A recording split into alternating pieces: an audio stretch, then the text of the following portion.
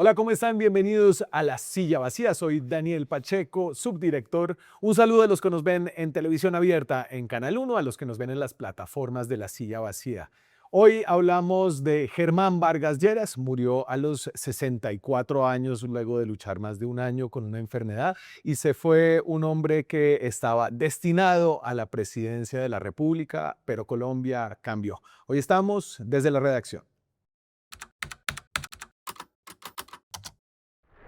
Gerson Ortiz es editor político de La Silla y como muchos de los periodistas que llevan más tiempo aquí en este medio, ha cubierto intensamente a Germán Vargas Lleras, como lo ha hecho La Silla. ¿Qué más, Gerson? Bien, Daniel. Uy, lo recuerdo desde el 2010, esa primera candidatura presidencial.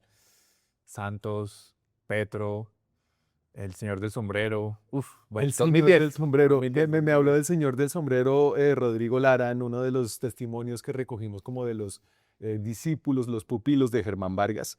Creo que esta foto simboliza muy bien el origen de Germán Vargas Lleras, parado en una mesa con esa mirada altiva y Siempre detrás desafiante. Carlos Lleras Restrepo, que fue presidente de la República y era el abuelo de Germán Vargas Lleras. Siempre los que lo conocieron decían que Vargas Lleras estaba como destinado a estar siempre en política y a seguir ese legado de ese apellido tan histórico en Colombia. Y lo que usted decía en la introducción es que el país desafortunadamente para Vargas Lleras cambió cuando él quiso y tenía todo para ser presidente de la República. Claro, creo que la derrota de Germán Vargas en su segundo intento, sobre todo, habla de lo que es la política hoy, ¿no? De cómo la política gira alrededor de rechazos distintos al establecimiento que de alguna forma Vargas Lleras representó. Sí, fue un cambio radical como el partido de él, porque fíjese que veníamos de una reelección de Juan Manuel Santos del 2014 en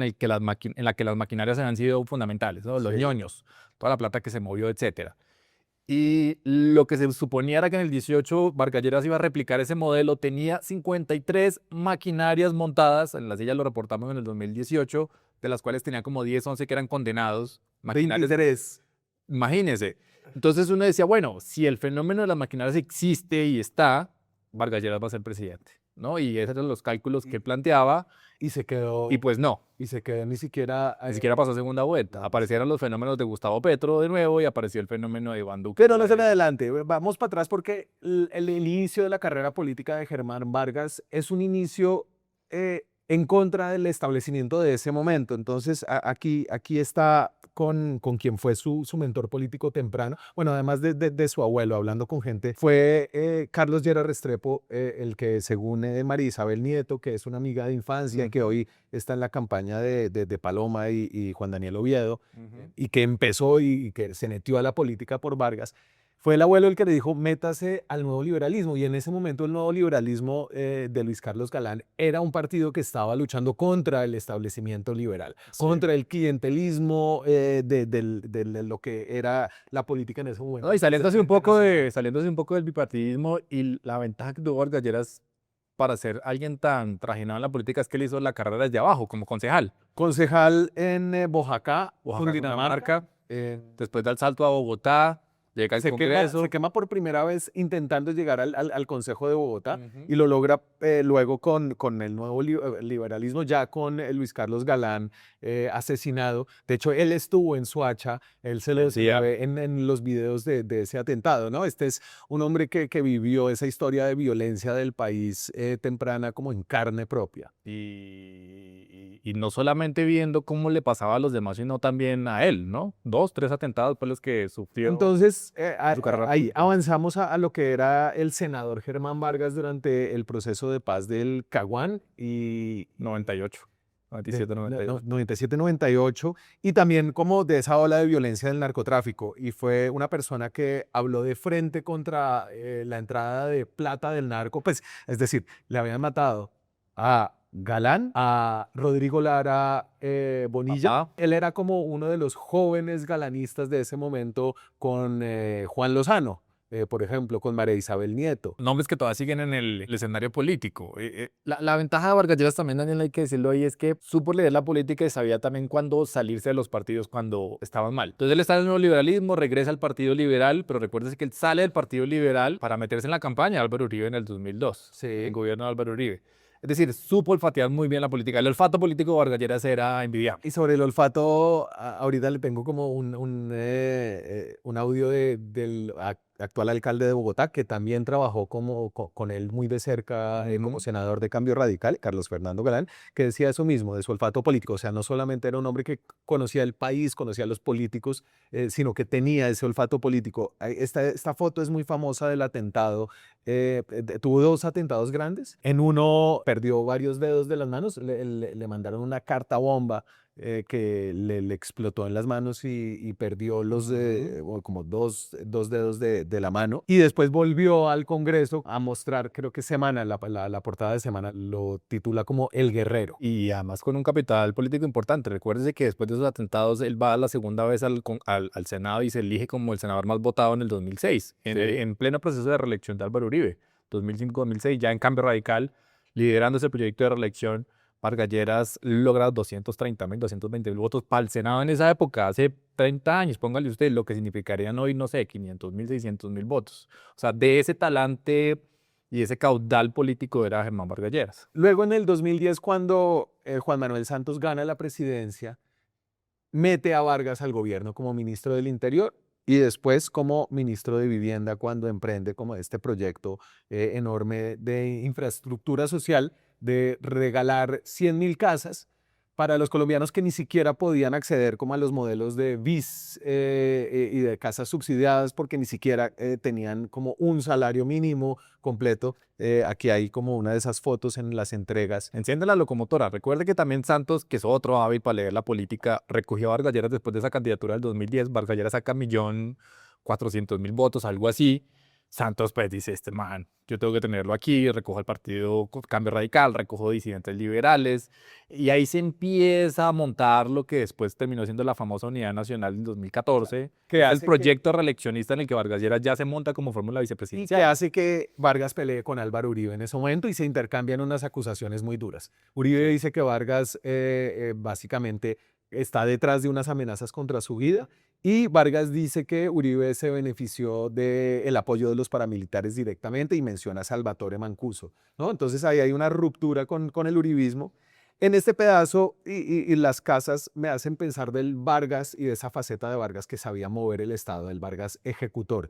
Entonces, en un perfil muy bueno que escribió Laura Ardila sobre Vargas, pues dice cómo él logró ejecutar cerca de 4 billones de pesos para las 100.000 casas gratis sin ningún gran escándalo de corrupción.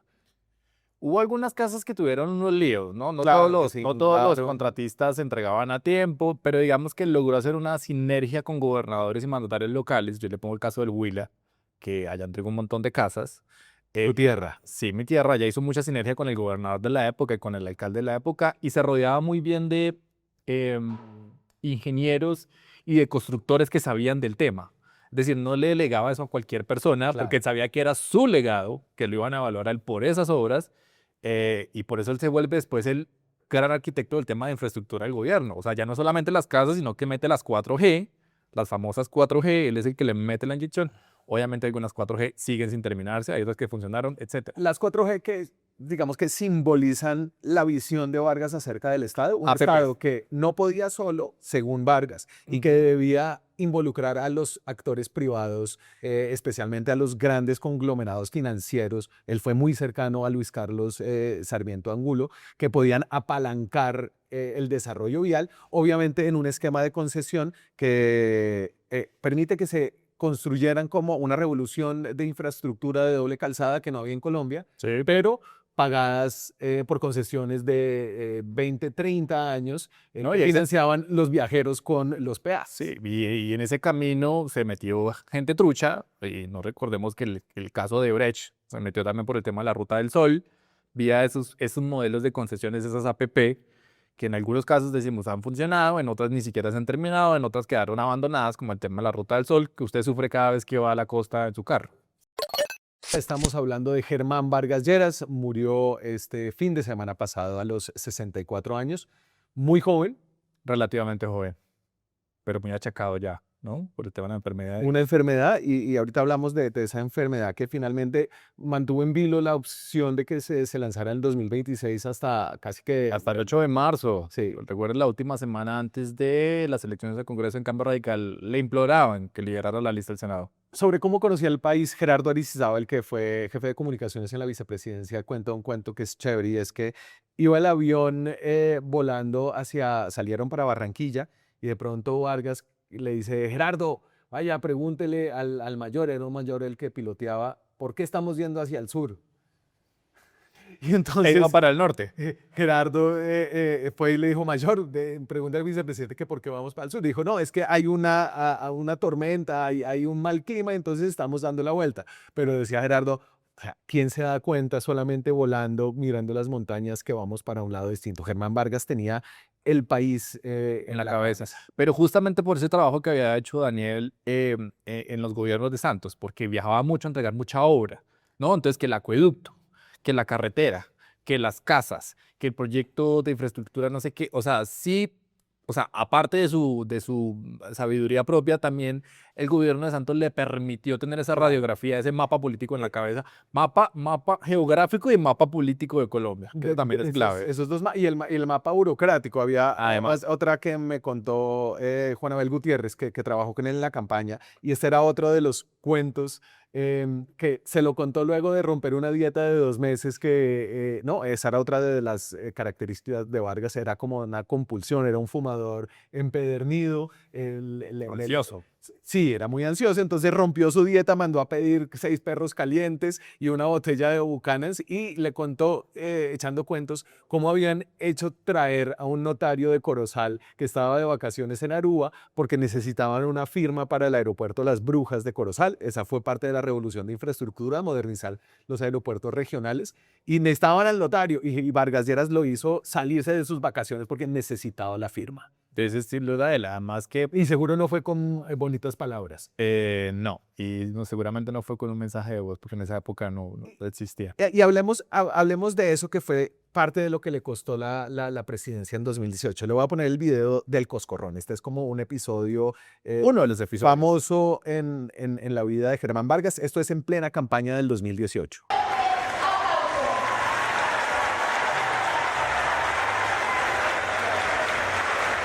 El contexto de esta campaña es el siguiente. Vargas Lleras había hecho la carrera con Cambio Radical, lo había posicionado en el gobierno, etcétera, pero se decidió lanzar por firmas.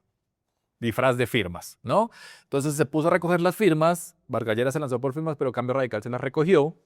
En ese ejercicio de recoger las firmas, montó las 53 maquinarias más grandes del país. Tenemos esas maquinarias que salen de una nota que hizo La Silla Vacía en ese Se momento. llamaba la maquinaria sin asco de Vargas Lleras. Fíjese, los rojitos, por ejemplo, estaban condenados Ramiro Suárez, Sí. Hugo Aguilar, Pedro Pestaña, Emilce López La Gata. Es decir, Vargas Lleras, en ese propósito de querer ser presidente en el 18, tenía esa obsesión tan grande que montó a su bus a un montón de maquinarias, a gente corrupta, gente condenada, gente cuestionada en todo lado. Entonces La Silla contó que eran 23 liderados por condenados o investigados. Y entonces tenía esta actitud como que salió en público con el Coscorrón. Ese episodio ha sido como discusión, lo discutí aquí con Luis Duque, que era su estratega de campaña en ese momento. Y él dice, en parte fue que él estaba regañando a la escolta porque la escolta había empujado a la señora, ¿no? Pero todo mostró lo que era como un personaje de muy maltrato y creo que la gente interpretó como el privilegio de un establecimiento contra las personas más humildes, que en este caso eran Los escoltas. Y en un contexto en el que estaba montada, por ejemplo, una candidatura como la de Gustavo Petro, que quería recoger este fervor popular de los nadies, etcétera. Además que Vargas Lleras ya venía antecedido por el tema de las preguntas chimbas que según él le hacían en la prensa, Sí. de dejar tiradas ruedas de prensa, de hablar brusco, y eso generaba una mala sensación. Y después pasa lo de Coscorrón y después sale rodeado de todas las maquinarias habidas y por haber en el país y pierde. y perdió con 1.400.000 Entre esas votos. maquinarias está una que hemos cuestionado nosotros que está alrededor Gustavo del Petro. gobierno Petro hoy, que es Euclides Torres. Le están dando ejemplo a los amigos de Cambio Radical.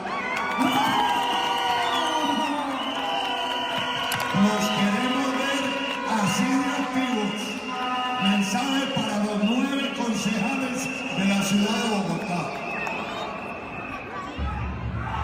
Mil gracias. Euclides, mil gracias. Y en esa reunión, Euclides Torres, el financiador de la campaña de Petro, el que se ha beneficiado con contratos en el gobierno Petro, llegó a Vargas Lleras en el 2018 de la mano de Armando Benedetti, Sí, hoy ministro del Interior. Armando Benedetti siempre ha dicho que su mentor en la política en Bogotá fue Germán Vargas Lleras. pues sí, Armando Benedetti empezó como concejal en Bogotá. Me devuelve un cuento de Vargas del 2014, que me lo echó Galán, el Sí. alcalde. Me dice, además de su olfato político, y ahorita él cuenta esa parte, él era un político que tenía unas lealtades, sí, era un político de lealtad, y lo ejempliza con que en el 2014 le dijeron láncese contra Santos, después de haber sido ministro de Vivienda. Sí. Él había renunciado para irnos a visitar Sí. y le dijeron láncese contra Santos, usted le puede ganar. Y Vargas Lleras les dijo, cuenta Galán, yo no me voy a lanzar contra el presidente que me puso en vivienda, me dio los recursos para ejecutarlos, yo no puedo hacer eso, yo no puedo ser así desleal, ¿no? En el contexto hoy de, no sé, varias deslealtades que se han visto en esta campaña, empezando con las del Centro Democrático, escucho a María Fernanda Cabal hablando de votar por una derecha sin echar a Paloma, sin mencionar a Paloma, veo a Vicky Dávila cada vez más reconciliada con Abelardo de la Espriella luego de haber estado en la consulta con Paloma. Es que con Vargas Lleras la lealtad también se volvió sinónimo de disciplina de perro, ¿no? Él cuando asume el control del partido Cambio Radical, lo contamos aquí, le puso espía a los congresistas de Cambio Radical en el Congreso. Les puso una persona que tenía que vigilarlos para saber con quién hablaban en el Congreso, si le recibían cosas al gobierno, si le votaban al gobierno, si se salían de las votaciones. Sí. Y ese espía lo mandó a Vargas Lleras para decir, ese espía todo el día vivía en comunicación con Vargas Lleras para decirle, este está, este no está. ¿Y qué hacía Vargas Lleras con el partido? O sancionaba a esos congresistas, incluso algunos temían, y eso es contado por los congresistas, que si no le hacían caso a Vargas Lleras, coincidencialmente a las 2-3 semanas les abrían una investigación o alguna cosa formal en la Corte Suprema de Justicia. Entonces, el país cambió y Germán Vargas en 2026 parece que no. Él intentó hacer como un tanteo presidencial, pero usted mismo sacó este video que nos muestra que esa forma osca de relacionarse con las personas no la pudo cambiar, ¿no? El país cambió en que había un rechazo al establecimiento y él era un candidato que tenía mucho que ofrecer en términos de conocimiento, de manejo político, de logros concretos, pero en una política donde ya no solo importa eso, sino importa lo que Las formas. transmite, las formas. Vargas lanzó otro manotazo en 2025, si no estoy mal. Cuando, sí, Aquí está. Para el tamaño del departamento, yo creo que fue más que negociado. Es lo que me toca. Estaba en el Huila, estaba haciendo campaña, una pre-campaña diciendo lo de las casas. Sí. Estaba de hecho en un conjunto habitacional de los que él entregó, diciendo cómo su programa ha servido, cómo eso podría volver a potenciarse si él llegara al Congreso y le manda el manotazo a los Yadira, que era la jefe de comunicaciones, es la jefe de comunicaciones de Cambio Radical. Acerca de su olfato, tengo este audio que compartió el alcalde Galán para una nota de testimonios acerca de las personas que hicieron política con él. Me acuerdo que cuando la Procuraduría suspendió a Petro, eso fue a portas de la inscripción de las listas a Congreso en el 2013. Y la Procuraduría no suspendió, destituyó a Petro. Entonces, creo que fue destitución lo que hicieron. Y entonces todo el mundo inclusive empezaron a mandar encuestas. Me acuerdo que César Caballero hizo una encuesta de qué pasaría si hubiera elecciones atípicas y me metían a mí a competir con, ahí estaba con Peñalosa, con Mocus, con varios candidatos, Navarro. Y yo estaba proyectado para encabezar la lista de cambio al Senado en ese momento, para inscribirme. Entonces yo fui y le dije a él, oiga, mire estas encuestas, mire lo que me están diciendo, elección atípica, me va muy bien en las encuestas, yo ya había sido candidato 2 años antes contra Petro. Y él me dice, mire, no hay ninguna posibilidad que Petro se deje sacar de la alcaldía. Él va a hacer lo que sea, aquí, por fuera, él va a volver. No hay ninguna posibilidad que él no vuelva. El olfato de Germán Vargas, uno de esos, tuvo muchos pupilos. Una escuela grandísima. Galán, Rodrigo Lara, Luna. David Luna, Germán Barón. Germán Barón, se retiró ya de la política, Germán Barón. Y esta última foto, que es su última aparición pública, bueno, fue una aparición en un evento cerrado, pero pues esta foto se hizo pública, que es al lado de Fuad Char. Aquí está en medio de ese tratamiento para un meningioma, que es un tumor en las membranas del cerebro, que fue lo que finalmente pues, le terminó quitando la vida, y que está al lado de Fuad Char, quien parece ser la figura más influyente hoy de ese partido que se llama Cambio Radical. No deja de ser paradójico que Vargas Lleras desaparece justo cuando el Cambio Radical también empieza a entrar en declive, ¿no? El Cambio Radical, el partido que fue poderoso 2014, tal vez 2018, en esa elección bajó muchísimo. Muchos políticos se bajaron del bus de Vargas Lleras y de Cambio Radical porque vieron que esto no iba para ningún lado, y es Fuad Char, el patriarca costeño, el que está empezando a recoger a toda esta gente que está por ahí como suelta y los está llevando por donde Abelardo las Prella, aunque Abelardo no se quiere tomar la foto con ellos, pero igual van a estar ahí. Ese es el futuro de Cambio Radical, lo que haga la familia Char. Germán Vargas Lleras murió a los 64 años, fue un grande de la política colombiana que nos estuvo hablando de él y fue influyente en nivel presidencial durante cerca de 3 décadas, sin poder finalmente llegar a la jefatura de Estado para la que sintió que estaba destinado. Gerson Ortiz es editor político de La Silla Vacía. Muchas gracias por estar aquí con nosotros. Suscríbanse al canal, hagan parte de esta comunidad. Seguimos con la campaña, las propuestas y lo que está pasando de cara a esta primera vuelta con más contenido toda esta semana. Chao, nos vemos. Hacer periodismo independiente cuesta. Cada suscripción a este canal nos permite financiar historias que revelan patrones, intereses y otras dinámicas de poder que otros no cuentan. Suscríbase y sea parte de la comunidad que apoya a La Silla Vacía.